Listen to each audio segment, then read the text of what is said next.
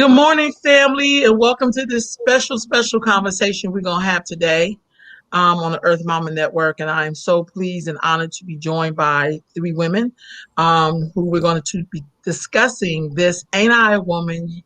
Yes, sure we are, and we're done. So we're going to talk about this letter. We're going to talk about what brought the letter to a head and how do we work past and move through these situations that happen between Black women and women of color and white women and that whole nine. So that's what we're going to talk about a little today. I'm joined by Sister Sonia, Sister Scarlett, and Dr. Flo. How you ladies doing today after Lover's Day? Good. We are wonderful. Yeah. Good. Thank y'all for joining me on such short notice. I have to do one thing really quick because I don't have an engineer today. I have to make this public on my page. I mean, not public, but it has where you just share with your friends. Yeah. I have to say, no, you can share it with everybody. Go. Think I've got that under control now. It's public. Okay, so I want to first start off by reading this letter. So I don't know about you all, but on God, what day was that? Was it Friday? I got a tag because I'm a part of Sacramento Sister Circle, and it was this letter. And the letter basically is titled "Ain't I a Woman?" Yes, we sure are, and we are done. And this was to the Women's March of Sacramento, the Women's March of California, and the National Women's March. And then it says regarding boycott of Women's March. And then it says basically that, they're kind of done with these organizations because of, Black women are busy basically having to work and deal with racism, sexism, capitalism, and an attack on the intersectionality of our identities. We also talked about as a collective, we no longer spending our energy on the Sacramento Women's March. Don't call us, don't ask us, lose our numbers, our emails, don't slide into our DMs. We are done. The behavior of, and here we are with Scarlett, is it Busto? And leading, thank you, and leading the organization in these events is unacceptable and at this time has been manipulative and abusive. And we are unanimously agreeing that she must step down and be removed from her leadership of the organization. And then it basically ends off with the issues of the issue in Sacramento are but microcosm of the structure of racism and the devaluing of Black women and women of color in the Women's March national organization. We are not valued as partners or co-creators, but rather as tokens. And the words of Sojourner Truth, ain't I a woman? Yes, sure are, and we are done. And this was signed by different women leaders from different organizations like Impact founder, Sacramento Sister Circle, Social Justice Political Core of Sacramento, the Black Justice Sacramento president, of course, Sister Sonia, Sister Christy from the Sacramento Sister Circle founder, the Hundreds Unit, the former outreach director of the Women's March itself here in Sacramento, local activists, and the Justice Unites Individuals and Communities Everywhere, which is JUICE. And so people signed on to this. I have to ask you, Scarlett, when you seen this letter, what were your thoughts immediately, and were you aware that there were problems? I was aware of a couple of the scenarios, and just the fact that my own impact was so far off of the mission. Because Women's March, first of all, is Women's March Sacramento is not an organization, and I should say that it's not affiliated with Women's March California, not affiliated with Women's March National. We decided to dismantle it here in 2019, and its mission is actually to uplift the social justice organizations here in Sacramento, the existing social justice organizations. And so because everybody's so busy, we decided that we were going to organize everything by survey.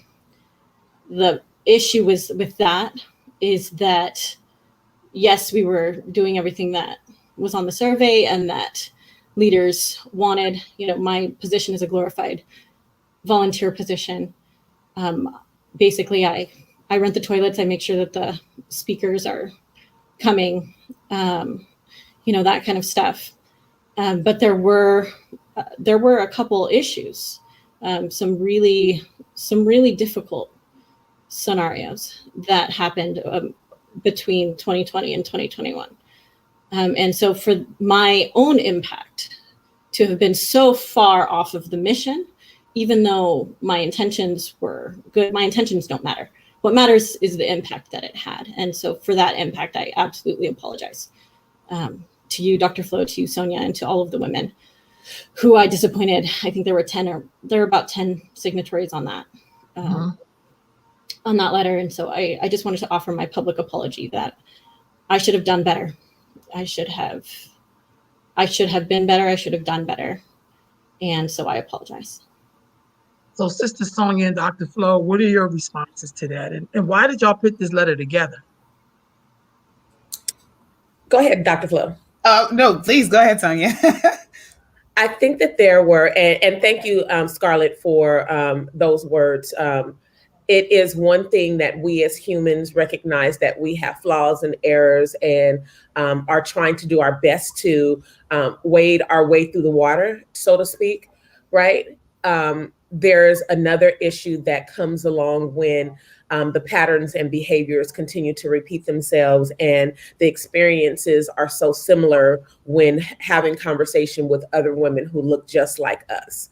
And so I think what came to a head was October, when there was a march that was transpiring. A few of us in community had conversations about concerns that we had. We have so much going on. And so with our plates already being so full and, Dr. Flo being here, we're in pandemic time, all of us are trying to, find our footing really and truly. At the same time of being attacked as Black women, at the same time as being attacked as women, at the same time of all of the intersections of social and economic and religion and just being. And so while we know we had this conversation back in October, some of us, especially like myself, I was like, okay, it's nothing to worry about. We're good because we, came to a meeting of the mind in regards to the coming March. And then some of the old wounds, I think, resurfaced for some of us.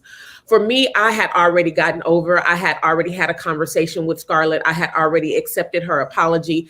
I think that my level of disappointment was around the fact that continued things were, happening and hadn't been addressed. And I know that she and I had a really robust, hearty conversation about this is what's not acceptable for me. And for me, I cannot, because these are what my boundaries are. And in my attempt to share that would make sure that my sisters were aware of that. Again, life happens. And so the march happened a few weeks ago.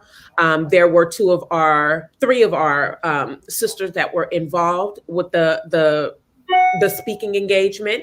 And we decided afterwards to have a conversation with each other. And we spent probably a good 2 hours on the phone, on a live together, just hashing out some experiences and saying, okay, this is way more than any of us all thought.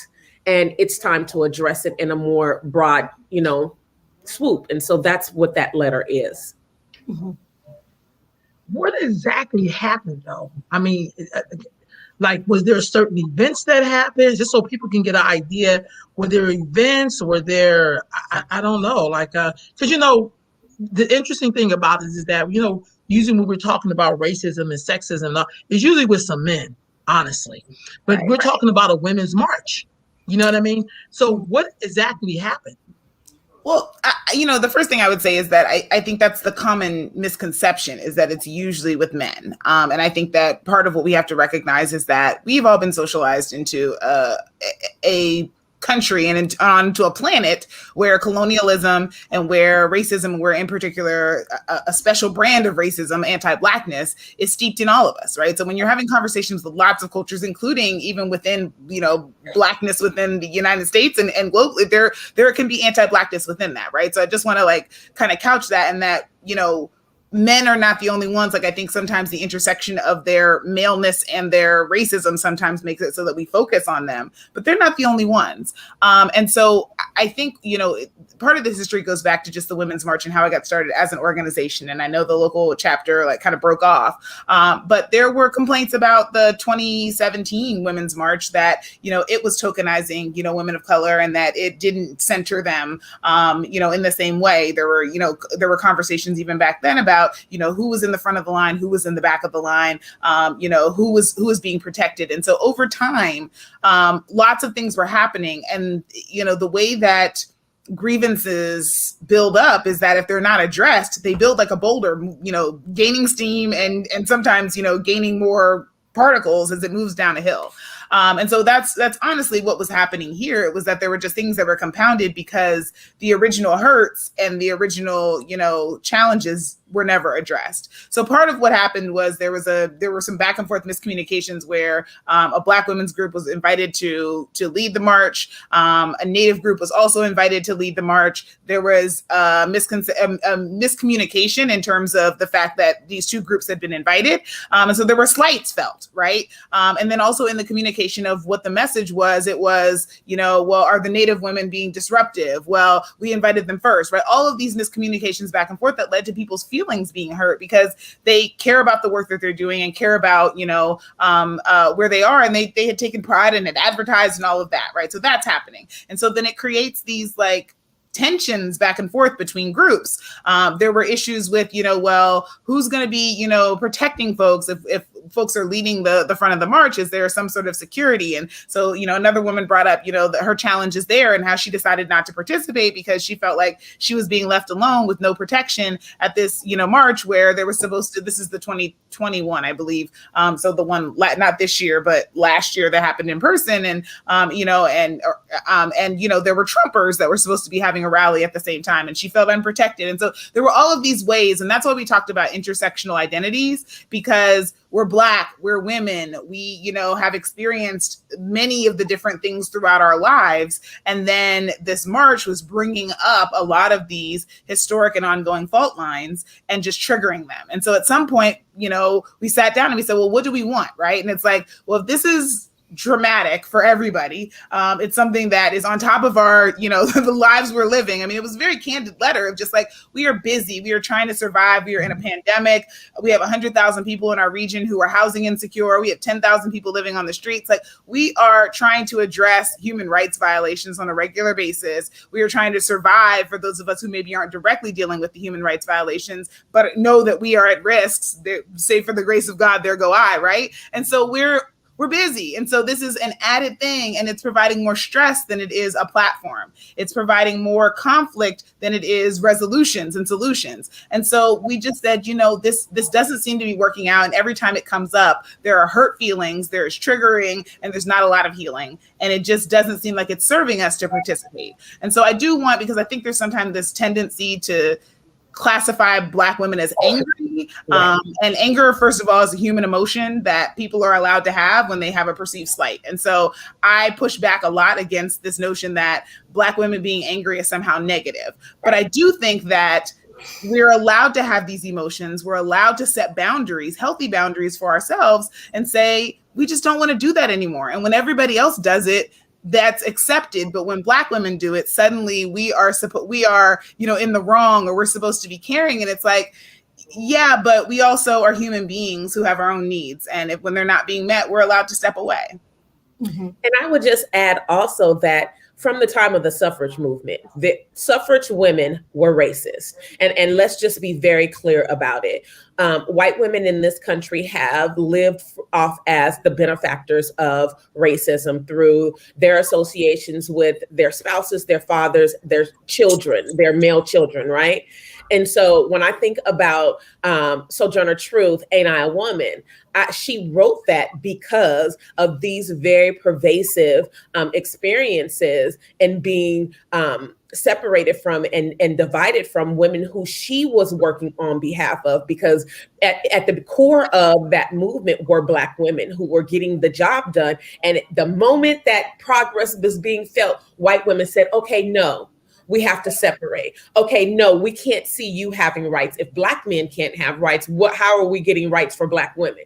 So let's be honest when we talk about what racism is between male and female, and I would assert that white women have been the purveyors, to so to speak. I mean, when you have white women historically calling the police on Black folks for living, and Emmett Till, just let me say Emmett Till's name, right? A white woman said that he did something to her that was inappropriate. And so I don't ever want to get away from the notion or let white women off of the hook when it comes to this issue at hand. Typically, I will say that women in general have a more tender heart or a approach that is more humane. But because we've all been conditioned into this system of racism and classism, there are certain things that we just don't get away from. And I realize in having conversations even with Scarlett, yes, she may not be a white woman technically, but because you are presenting and your proximities to whiteness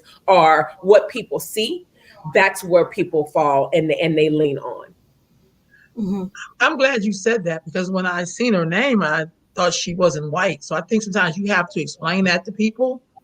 You use the word proximity, and most people don't really, they look at something, they don't really see that unless you're educated, unless you're in these political arenas where we use language like that. Right. What was the whole purpose of the march anyway? So I do want to acknowledge I am light-skinned, absolutely. I identify as Latina. And so I am a light-skinned Latina woman. I am a woman of color. It's funny because this is kind of the first time in my whole life that anybody has, people are always asking what my ethnicity is, and I've gotten, Native, I've gotten Muslim. It just kind of depends on what's happening on the news. I get Mexican a lot, but this is the first time that that someone has kind of pointed out, and maybe it's because I've been out of the sun for a year, but yes, I think that my skin is light, and so I do have to really recognize that privilege that comes with that and kind of use that more to my advantage, especially to speak up for women of color. As for the purpose of Women's March, that was the question. The reason that it was dismantled in 2019 was a lot of the reasons that you're actually talking about now. So the reason that we dismantled it was because there were so many issues with the previous organizers. I happened to be the one standing in the room in 2019, January 2019. We had 18 days to put together a march. And it's difficult. It's difficult to do, absolutely. And there were oversights and there were missteps, absolutely, that year. Then we decided, okay, we're going to bring it together. We were really excited that Black Women United joined us on the stage in 2020. We were really excited that it was led by women of color. We were so excited that the Native American contingents, that they came out. Actually, they came out in 2020. They came out in full force. There were tribal leaders that came from all over California. And the idea behind dismantling the organization and making it just an event, it was specifically to highlight the social justice organizations that have been doing the work. It's not to bring attention to Women's March.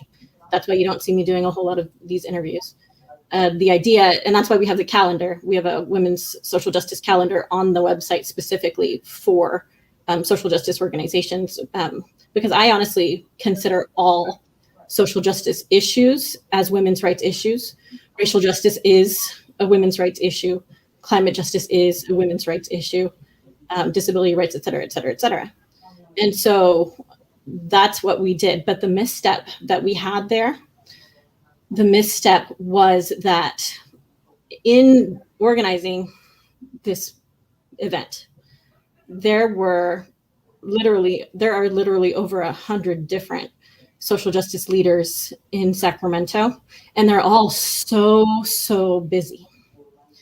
Yes, Taylor, it was to highlight the social justice issues, and you can see the calls to action that each of the different speakers have. But something that Dr. Flo and I had talked about previously was that because you all are so busy, it is really difficult to get time to collaborate on something like this, and to collaborate on those issues. And so what one of my missteps was the survey in the first place. It shouldn't just have been organized by survey. There should be much more collaboration, face-to-face collaboration between the different groups, between the different leaders. In October, I was speaking with a tribal elder, and I was talking about the curse of Women's March. And what I believe the curse of Women's March is, and what we have been trying to correct, but obviously we've missed the mark here. The curse is that usually when we have a large scale event like this, we have a march, usually the social justice leaders, they're in charge and they tell us when to show up. You know, they have already worked out who's speaking, they've worked out all of these things. And then it's our job as volunteers to make it happen for them at their direction. Now, the curse with Women's March, just in general, and I have said this to different groups. Well, I definitely would like to circle back to that, Taylor, because absolutely there is room for healing. I have stepped down. And then Miss Venetia would like me to address kind of what happened as well. And I do apologize to Miss Venetia again.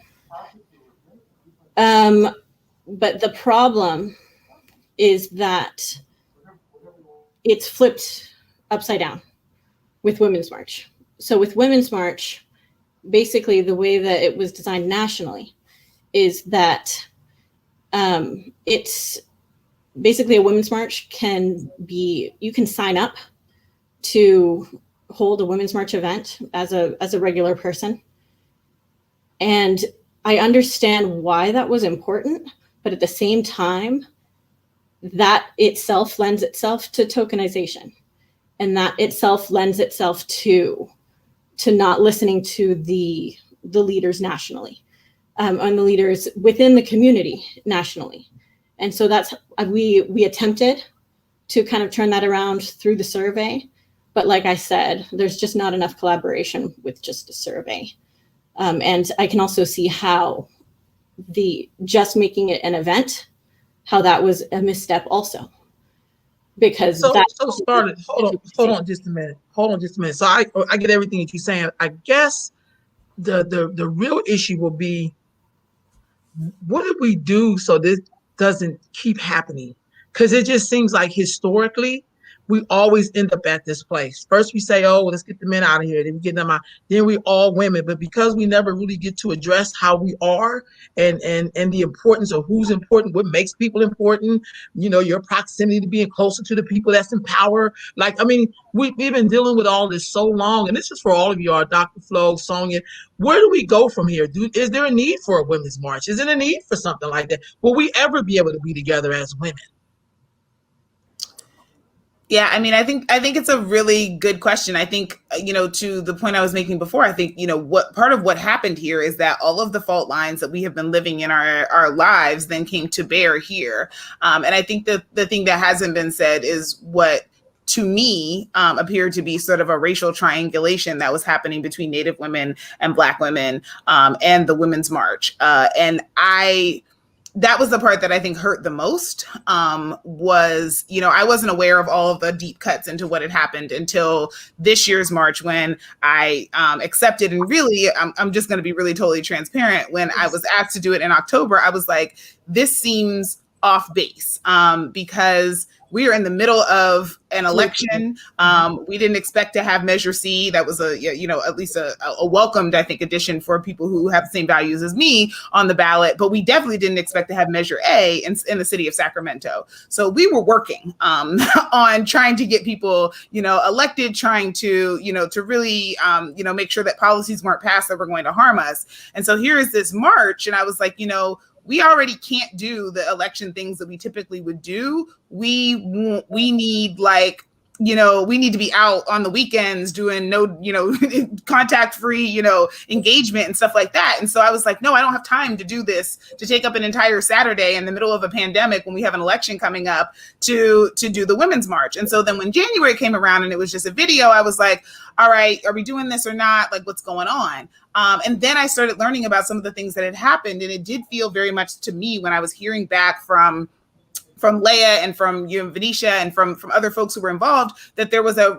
racial triangulation happening, that we weren't coming together with the social justice principles of, look, there is a structure of oppression, and part of what we're trying to do in the way that we work, right? Surge has a really good like white supremacy characteristics in our operations, right? And that wasn't being used. And so what was happening was, here we have Native women who've been invited to lead a march. Here we have Black women who've been invited to lead a march, and everybody's being told a different story about why they are not going to be doing something, right? So the Black women were told that the Native women bumped them because they had been disruptive in the past, which was disrespectful to the Native women, right? And then there was the conversation about, well, they were invited first, right? Which means that's a miscommunication error. But them being disruptive in the past feels like it's dishonoring too, right? And I don't think that Black women and Native women are enemies. And it felt like there was this sort of like triangle happening where it's like, well, you did this and you did this, and we're not going to do this because this one gets in it. So now there's infighting, and now everybody's feelings are hurt and everybody's traditions are feeling trampled upon. And if the whole goal is to elevate social justice issues, we're not doing that, right? Instead, we're upset because we've been harmed. And that's what I mean by, I think the structure reflects the broader environment of that's how we are, that's how our society is set up. And so that's why we said, look, like, it's not helpful to us to feel slighted every single time this comes up. We are not, this isn't productive and it's not serving anyone. And so once you get to that place, you have to say, okay, if this structure isn't serving me and I have choices and options, let's take a step back. I'm seeing some of the comments that are coming up. Like it is very true that systems are designed to get the outcomes that they get. And I think sometimes we think about that with institutions, but we don't also think about that with community organizations and whatever else. And so if you don't from the outset design this with the idea of who's going to be involved in the first place, it will end up falling apart. And my best example of that would be if you design a building and never think about people who are in wheelchairs or who have mobility, needs outside of just, being ambulatory and being able to walk, you will build a space that is inaccessible. And why? Because when you were designing it, you never thought about the need for recessed curbs and wider doors and how somebody's going to get through a turnstile and all of those things, right? And that's exactly what's happening here, except it's not as obvious, I think, sometimes to people from the outset, because you're not talking about something physical in the same way. But these spaces have to be designed with the fault lines in mind. And when they're not, we end up seeing exactly what's happening here, which is that the people who are traditionally on the bottom because of intention, because of structure, because of history, end up being slighted, having their feelings hurt, feeling used, feeling all of the things that we have felt over time. And so that's what's happened here. And so that's why it was a self-protection. Like when we got on the call, we were already all in agreement about what needed to happen next. We had watched the hurt, right? And the question though was, can we create a space in just within those 7-8 women who were on the call to air what had happened, to say how it made us feel, to be really honest about what was going on, and then to be able to say, okay, what do we want to do? And so to Sonia's point, the 2 hours were mostly spent doing some of that healing work of narrative, right? I'm a student of history, and like truth and reconciliation, the truth has to come first. You have to create space to say what happened. And then the reconciliation part was easy. That letter took 6 minutes to put together. It was not hard, right? It was, but the truth part was the part that took the time. Yeah.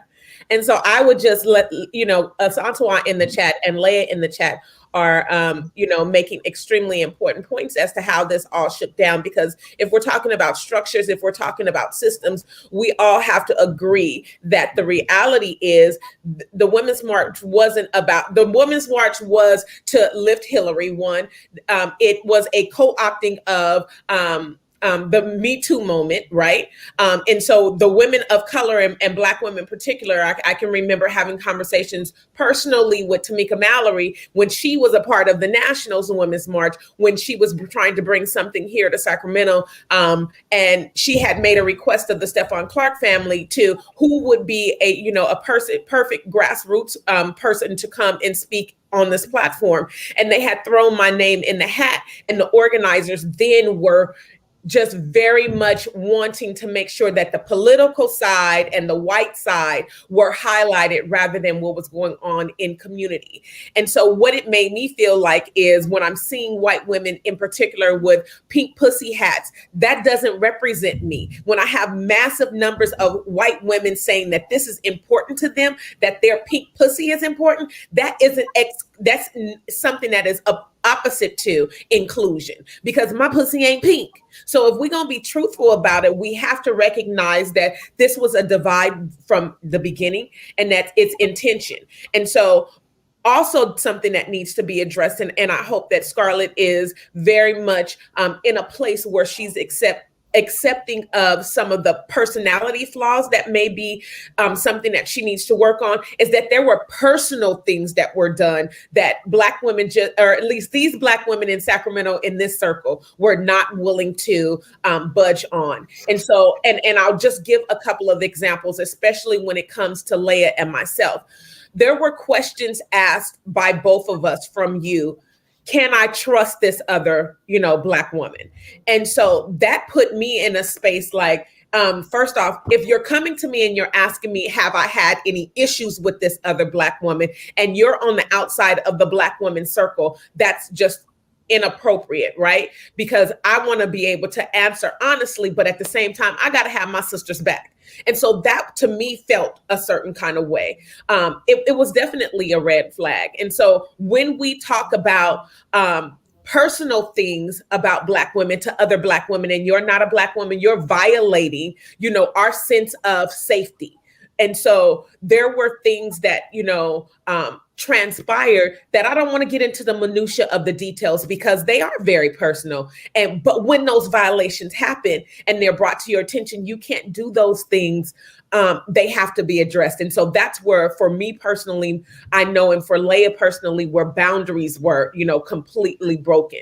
And so that's the work for me that I need for you to do. And that's why when it came to January, I was like, I'm not even having a conversation. I'm not returning an email, not a phone call, because I gave Scarlett specific instructions. If you need me to call me directly, don't send me an email that you're sending to everyone else. We've had personal conversations about this issue. And if you want the slate to be clear and that we're in this process of healing and moving forward, you're going to have to contact me personally, because not only was I slighted one time under the leadership of Scarlett, I was slighted by the last group of leadership for Sacramento Women's March. And so, that's the hurt that Flo's speaking to, right? It continues to mount. We never get the opportunity to heal. We address the issues because I don't know too many Black folks, Black women in particular, that's going to be like, hold up, you hurt me and I'm okay with you hurting me, right? We just continue in a different fashion. The white fragility is not something that we own. And so once we address that kind of thing, I'm willing to move on, but I'm not willing to continue to be abused. And so those are the boundaries created. And so I just wanted to personally lift my sisters who are in the chat, because there were some legitimate things that were personal violations that need to be worked on, like ASAP. Yes, ma'am. Absolutely. I'm absolutely with you. And I really do apologize that my impact was so far off of my intent. And it was absolutely unacceptable. And I know that now. I am taking a cultural competency class. And that's something that was already underway. I was already going to resign.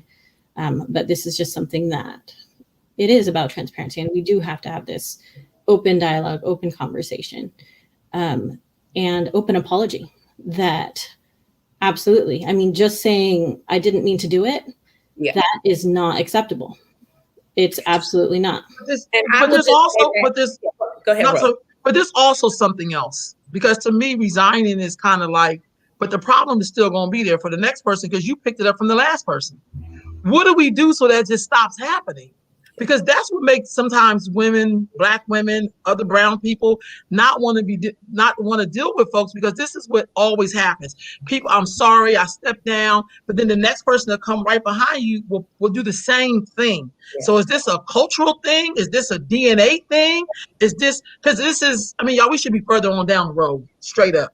Like what are you going to put into place, if you could, so that the next person doesn't do the same things and create the same environment, and so we get in the same outcomes. Yes. So, That's what I'm trying to say. Okay. So one of the things that I think is really important, and it's something that I have come to, I recognize we don't do things perfectly at any point in our lives. But one of the things I've come to think is really important when I've, been in spaces and organizations where we are trying to do something, is to lead with values. Because when we lead with a goal, it's really easy for that bad socialization that we all have been a part of to creep into how we operate. And so when we lead with values, then we go back to those values constantly when we're making decisions. And that becomes the lattice and the framework on which we do all of our work, right? So if our value is we, respect one another, if our value is that we are uplifting voices that are historically, excluded, then from the outset, that's the design. And I think that's what a lot of people in the comments have been trying to get at, is that the structure begets the outcomes. And so if your structure is task-oriented, but not human-oriented, then you end up reinforcing that same dynamic. The other piece that I think is very important to point out here is also that, and this is one of those women in particular things. I think, people who are raised to be women are often taught this idea of being sugar and spice and everything nice, right? We're supposed to be soft-spoken, and we are supposed to, be forgiving and sweet and tender and all of those wonderful things. And I'm not saying anything against any of those characteristics, but I do think it's really important sometimes, some of the critique or some of the pushback becomes, well, if people apologize, you should accept their apology because forgiveness is necessary. And what I would say back to that is that we are not owed we don't owe people forgiveness, and people have a right to be able to decide whether forgiveness still means that they don't want to be involved anymore, right? Forgiveness is something that you get to decide on your own, but you're not owed. And so I think sometimes there's the apology, and the knee-jerk way that women are taught is that we're supposed to say, it's okay, I forgive you, and everybody just holds hands and move on. And it's like, it's sometimes it's okay to be able to say, I accept your apology and I'm still done. Right. That there, and that the best way to truly be able to make amends and to be able to provide some reconciliation or healing is for changed behavior in the future. And maybe that means that there's an opportunity for reconciliation at some point, or maybe it doesn't. Like, it's okay to be done. And I just think there's a really harmful way that sometimes we see apologies as somehow needing to then wipe the slate clean and make everything okay, and we just have to go back to it's like you can say yes and to an apology, and I think that's essentially what the letter there was saying, was a yes and part of the reason we wanted it to be public was because, like, I didn't know about what had happened to Leia, I didn't know about what had happened to Venetia, I didn't know about some of these other things, and we didn't want some next group of folks, because what it felt like to many of us was that harm this group of Black women, okay, they're done with me. Find another group of Black women, okay, I harm them, they're done with me. Okay, find another group of Black women, okay, I harm them, they're done with me. And we didn't want there to be another group of people going, well, why did I walk into this not knowing? Why did no one tell me what was going on? And so that was part of the reason why we put the letter together and said, look, this is what's going on, because we didn't want there to be another group of women who were out here going, had I known this, I would have just said no up front, right? And so that was really the purpose, because it didn't seem safe. And it just, in good conscience, I didn't want to walk other people into a situation where they would feel harmed, or they would feel like it then becomes a burden that you're carrying as well. And that's not the point for me. Right on. We were joined here by Sister Leia. I know you just got in, sis. I'm gonna allow you to say some to share your thoughts. And thank you for joining us. Thank you. And I missed the beginning. Did Scarlett pose any questions at any point, or is she just kind of here to hear what we have to say? I'm here to hear you and to support Black women. That's what I'm here to do. And I do apologize again, Leah, for anything and everything that I had done to cause you harm. It's not enough that my intent was good, that doesn't matter. My intention doesn't matter if the impact was so harmful. So I do apologize to you too, Leah. Yeah, and I don't. I'm struggling with this because I'm not really sure why you even given a platform. Because you've had ample opportunity to make things right. You've had ample opportunity to say what needs to be said, and you didn't. You didn't. And using this forum for Black women to all be engaged today, for you to act as though you're sorry or act as though you want to be redeemed in some way, is just it's not being lost on me. It's just not, because a lot of things happen. A lot of things happen that you haven't addressed. A lot of things happen that you won't own up to and you won't admit to. So I don't know how sorry you really can be when you won't even own up to the things that you've done, or the way that you've offended many Black women within this community, and the way in which you target us and use us as tokens for your own agenda. I don't know how you really, I'm not sure exactly what you're sorry about. Are you sorry because we all are calling you out? Are you sorry because we've made this public? Are you sorry because you're embarrassed in some way? What exactly are you sorry about? Because you say that you're here to stand with Black women and support Black women, but you failed in that. You didn't do that.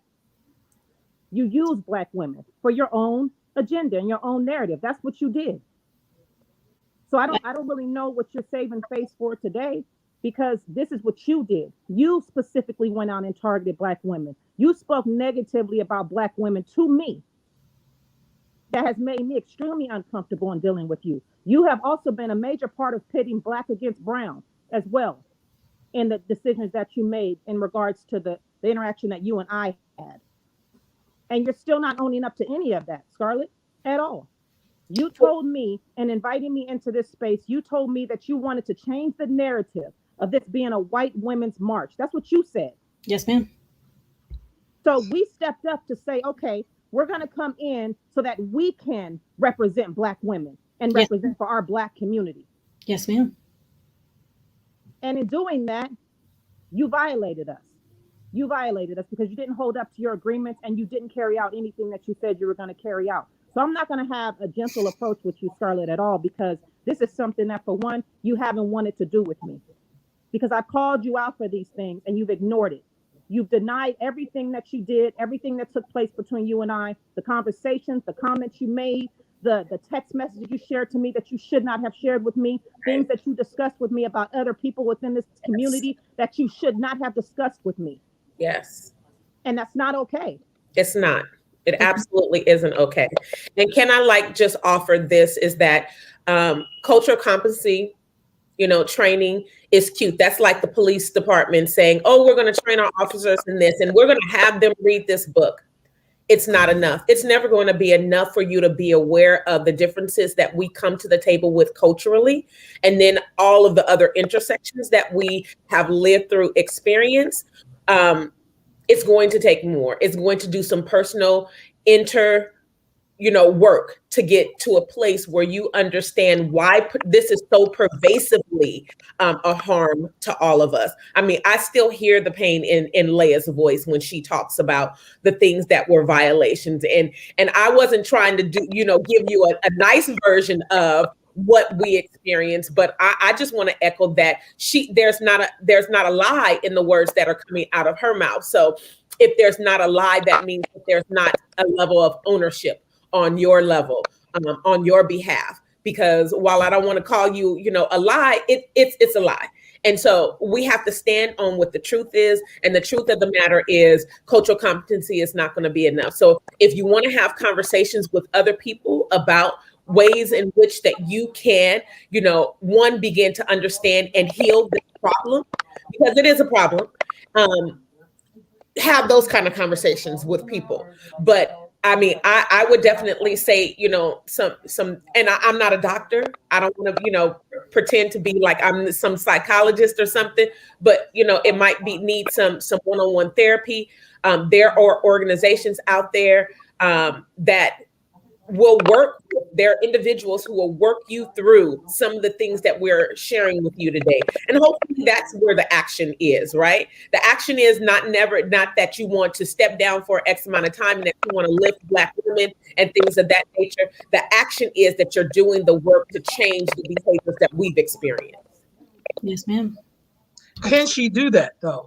I mean, honestly, or So I guess what I'm trying to get to is we talked about the problem and everything's happening. Where do we go from here? Do we not go anywhere from here? Are we asking too much? I mean, I'm just asking. I'm just throwing that out there because at some point this probably will happen again. Dr. Flo, you said something that was key, and I watch people do this in Sacramento. They go from one black woman to another black woman. They go from one, like they always can find a replacement. Isn't that how it is in real life? Where one person won't do, another will. So, but the beauty of this is, to me, is to watch black women figure out how to come together to confront the problem. Now we just have to, on our end, what can we do? Because I think, Scarlett, you know what you have to do, whatever you choose to do. I'm not trying to be funny, because the commitment will be either you gonna stay and fix it, or you just gonna leave and let the next person come in and continue to do what's happening. So what's the end result here? I am resigning, but I will put together in place competent women of color who can carry on the work that we have. We have gotten some things right, but we need to grow. We absolutely need to grow. It was good that, say, Black Women United, the Black Women's March, that they were a big part of the Women's March in 2020. It was good that Venetia James was able to bring the hundreds unit and really, and be one of our headliners and be at the head of as one of the co-leads of the march. I mean, on the surface, yes, we were diverse, and yes, we were able to do those things, but that's not enough to do that on the surface. It's absolutely not. And whatever I can do to have myself grow as an ally, that's what I need to do. And I'm absolutely willing to do the work that needs to be done, because it's not enough for me to, just step down, step away, and then have it be apathy. I need to actively do more in order to support Black women, but in a supportive role. And so that's what I need to do. Leah, you're shaking your head, and I do apologize. And I do apologize for a lot of the miscommunications between us too, because there were security people in place. That's right. In order to protect you. I don't want to comment on that anymore. I've heard your apology. You just said that you want to appoint competent Black women to replace you? Women of color. So that means Black women, Indigenous women, Muslim women, Jewish women, et cetera, as co-leads of the Women's March. But you are a woman of color. Yes, ma'am. And you're going to be appointed? So No. I'm stepping back. I'm stepping down. I have a lot of growth that I need to do as an ally. And also, I mean, just to be real, I've organized I've led 4 women's marches since January of 2019, and it is extremely emotionally taxing. It is not, it's a lot, especially if there's no pay. And so for me, that is something that I need to do for my own mental health as well. So I will be fully transparent there. In that, it's just a lot. It's a lot to do. And so for me, it has to be that I have to leave it in a better place than I found it. And so I did leave it in a better place than I found it, but it wasn't enough. It definitely wasn't enough engagement with women of color, especially in the community. Oh, Mercy, and I do apologize to you too that you were not demoted. We did put you in a lateral position for Mercy Hogan. And there is a lot more work that needs to be done. I don't have to be the leader, and I'm not. I consider myself a glorified volunteer. I book the toilets, I make sure that the stage is paid for. I do the fundraising, et cetera, et cetera. And I purposefully left those decisions up to the people who were doing the survey. And I did that for a reason, though, because Women's March is backwards. It's upside down. And it shouldn't be that way. The major decisions should be made by the social justice leaders in Sacramento. And so that's why all of those major decisions were made by those leaders. My job as lead coordinator was just to put it together. But what I realize now is that that pageantry. It honestly, it is kind of pageantry. And now that I think about it, it is just, yes, we're trying to bring attention to what these women's groups are doing, but it's not doing enough. So here's another request. I'm listening to you. I'm listening to you with intent. I continue to hear you, center yourself. I will do this. I will do that. There's a place where you're going to have to, get to a place where you're not the center of, where in your articulation of this issue and the experience with your leadership for Women's March Sacramento takes the focus off of Scarlett. And I say that because you've put yourself in this position of almost being on a pedestal, this glorified, volunteer. I won't, appoint anyone. I was responsible for this, or that's I think is really and truly core to part of the problem. Because as long as someone feels as though, or at least it's articulated, and this is the sense that I'm getting every time you say I, is that the job can't get done without me. And baby, I promise you, we gonna move on. And the way that the original Women's March Sacramento did Black women and other women of color, we moved on and created a Black Women's March. So we know how to move on. We know how to make sure that our needs are centered and lifted. For you personally, Scarlett, it's going to require some deep inner work.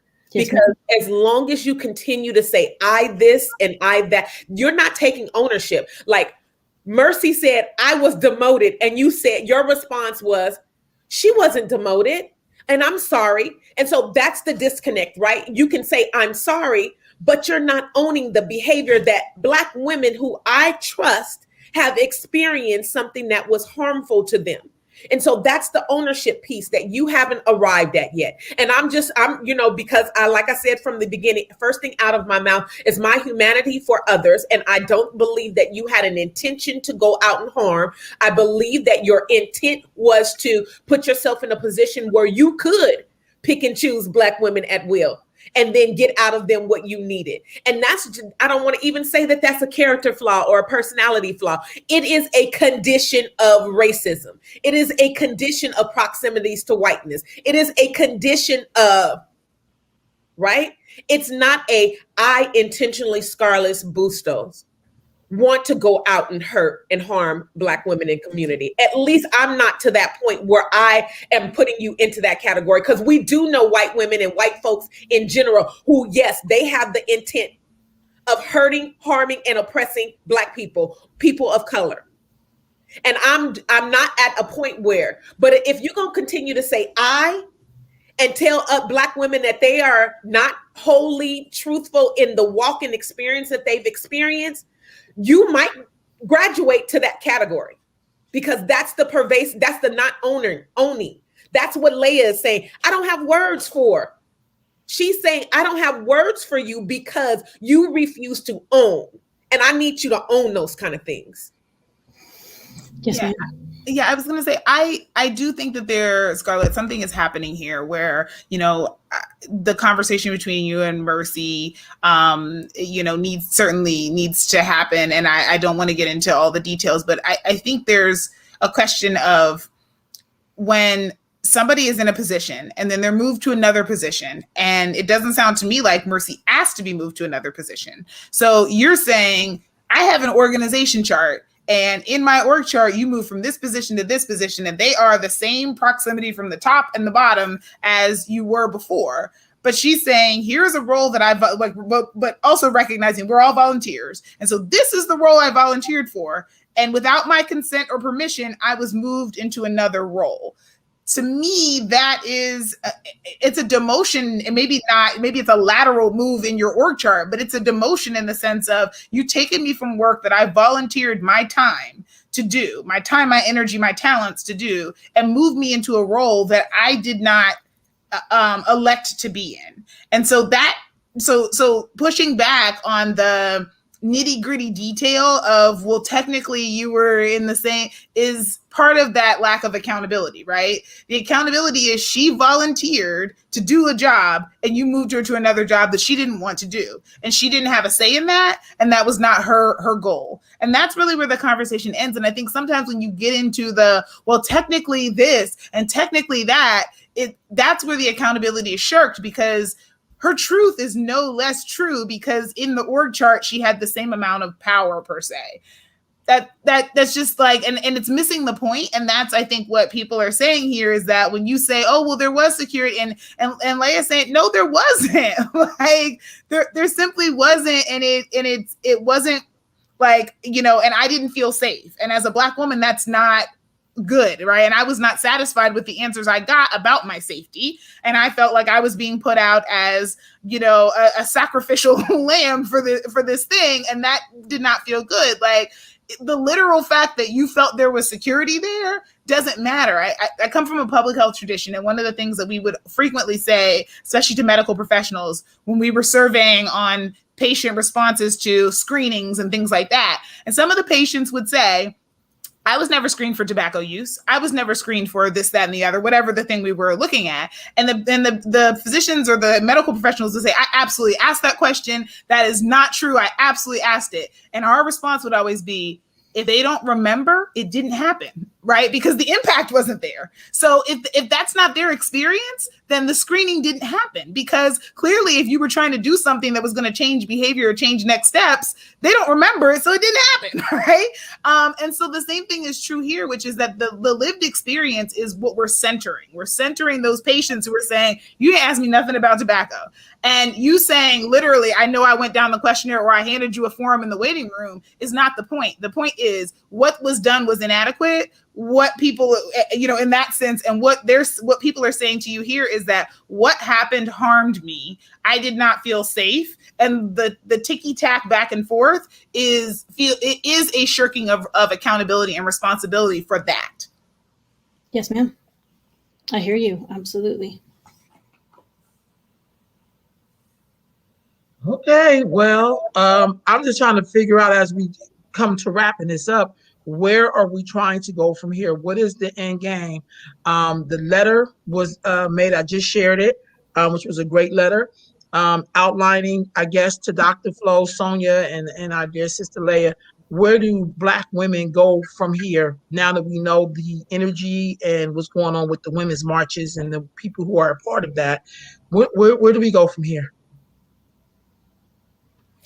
You know, we continue to do the work. We see the challenges and trauma and harm in our community on a daily basis. And so the work never ends for us. And so I know that I am very confident in the 4 Black women on this call right now that we are going to continue to do those things. And there are other Black women in this community and across this country who are going to continue to do the same thing. We don't need a glorified platform to make sure that those things are getting done and that recognition comes our way because of the things that we are doing. While I think the concept of having a march separate from and lifting women in general is something to consider and want to have as maybe an end goal down the line, I'm not going to hold my breath that is something that only because of history and the issues that we as Black women have experienced throughout history of being included in. And so I'm not going to hold my breath in that regard. Will it be refreshing to be surprised if it does? I'm all for that too. I just know that in this moment, I don't have the time, energy to exhaust knowing the challenges that continue to take place in the community that I live. I'm the mother of 6 Black boys, and technically, you know, as a 50-year-old woman who's lived a lot of years and experiencing some things, one of the things that I'm not going to do is not fight for their lives and leaving a legacy behind that they will be able to pick up the baton, so to speak, and continue this work. So I just don't personally have the energy for it. Like I said, if it happens, kudos to it. Kudos to those who step into place. I just hope that they're paying attention to the signs and the patterns, because signs and patterns don't lie, especially when we don't make the efforts to change.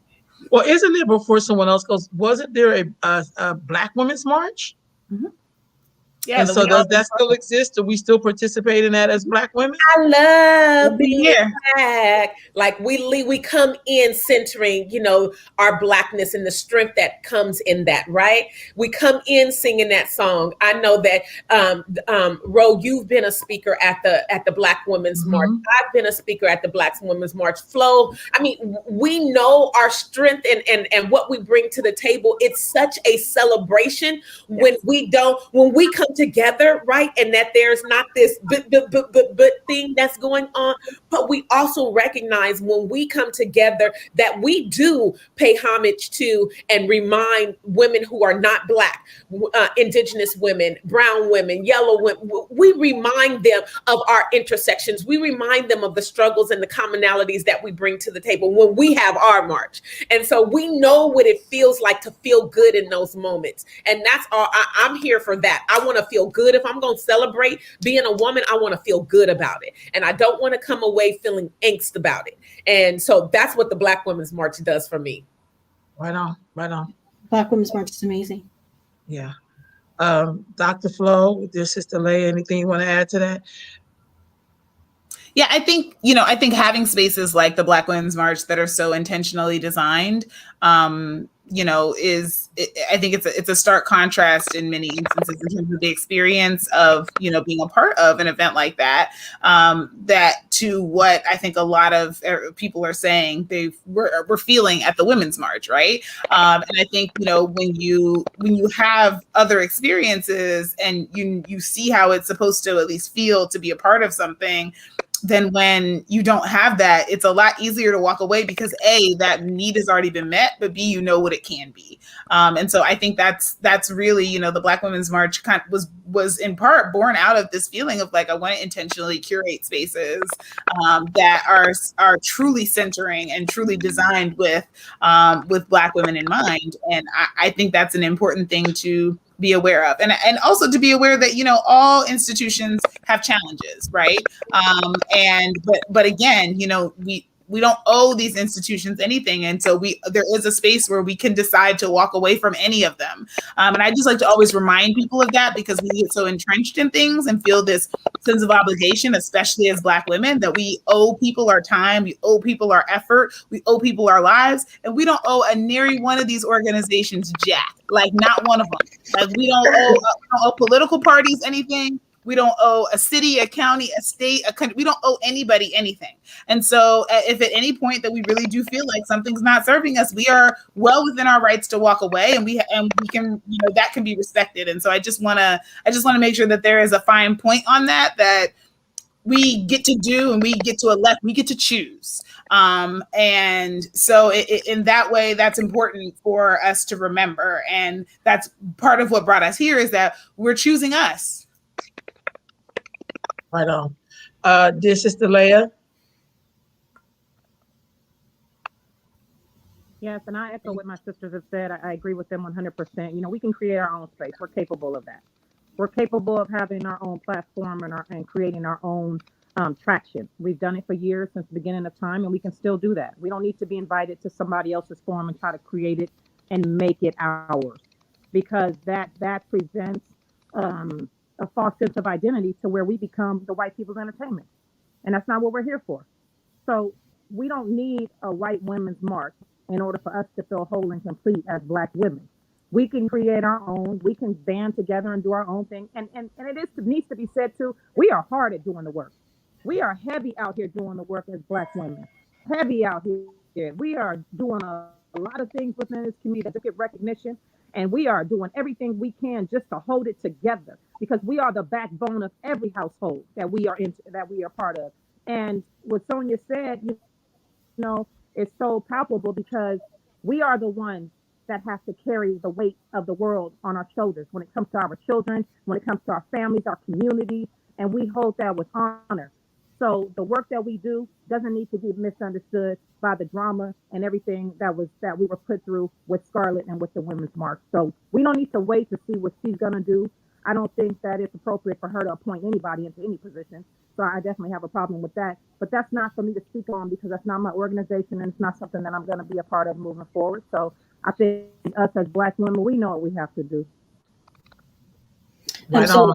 just to make it clear, I'm not going to be part of that decision making as to who is going to be coming in. It's my job to make sure that, yes, we reach out to these communities to find those leaders who are willing to try to make Women's March more inclusive and respectful of the work, the hard work that all of you are doing. And I have mad respect for all of you. And so once again, I apologize for my harm that I caused. And it's going to be up to those 100 social justice leaders to make those nominations, to choose, to vote, to make sure that they are putting in place people who they feel can actually, hopefully, surprise Sonia Lewis. Hopefully surprise you. That is my intent. That is my wish, and I really do hope that happens. And so I'll be stepping back, working on myself, working on becoming a better, not just an ally, but like Sonia Lewis says, like an abolitionist.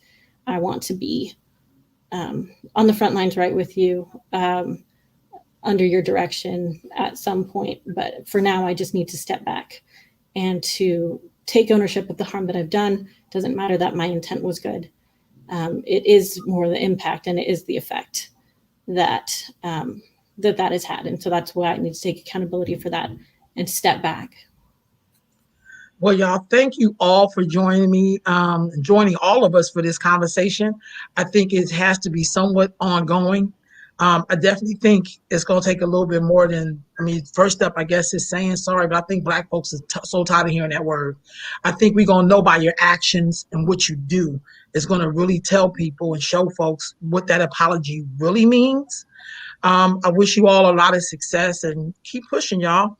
Thank you for joining me. Don't jump off yet, ladies. Let me just close this out. Okay, ladies and gentlemen, there's listening, if there's any. Thank y'all for joining me. Please, and you can still put your comments in. I'll definitely share it with them. And, I guess I'll see y'all in a couple of weeks.